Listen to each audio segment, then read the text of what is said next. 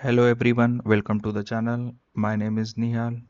Let's understand another important interview topic that is the HTTP method and HTTP status code. These are very common in REST API interviews. First, let's talk about HTTP method. HTTP methods define what action the client wants the server to perform on a resource.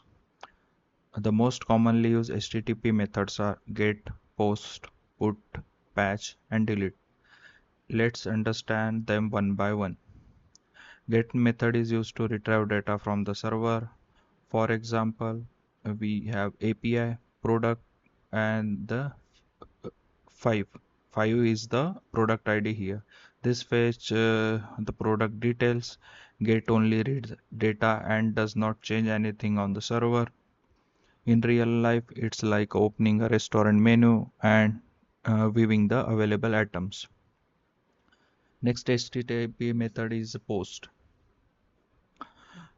Post is used to create a new data on the server. For example, post API product. This will create a new product on to the server. The request body contain product information in JSON format. If creation is successful, the server usually returns status code 201 created. In real life, it's like placing a new order in a restaurant. The next is put. Put is usually completely update or replacing an existing resource. For example, put API product 5. This replaces the entire product data with the new values. Next we have patch. Patch is used for the partial update. Instead of replacing the whole resource, it updates only specific field.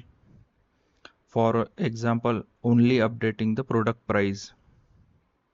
Okay, so here you can see we have in request body we are passing the product price, so only product price will update.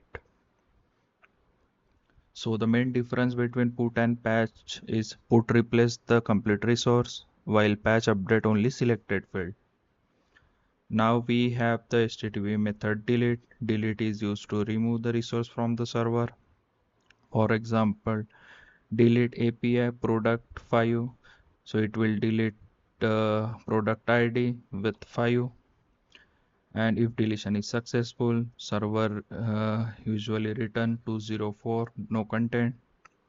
In real life, it's like a canceling an order.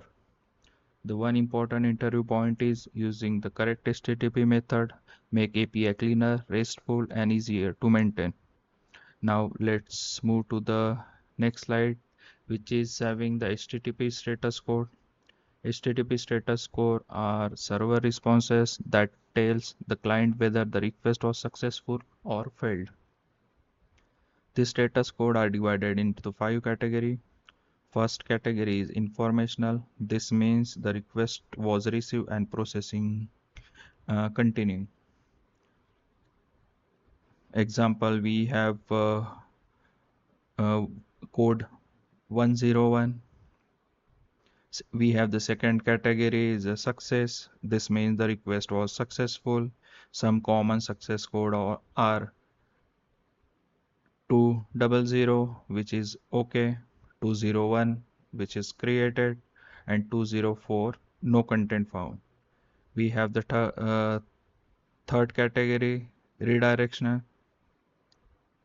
This means additional action is needed to complete the request. For example, we have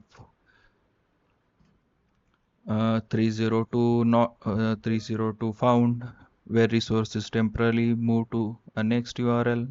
Like that, we have a different success code here.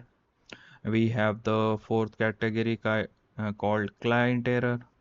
This happens when there is an issue from the client side. Common examples are 400, which is bad request.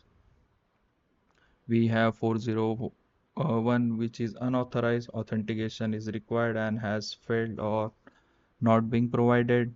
We have like status code 403, forbidden. and we have status code like 404 not found. So we have a mini status code for the each category. You can check to okay, you can check on to the slide. And we have the fifth category is a server error. This error occur when in the server side. The common example are 500 internal server error. Something went wrong onto the server. At that time, we'll get this error. We have 503 service unavailable. We have 502, which is the bad gateway.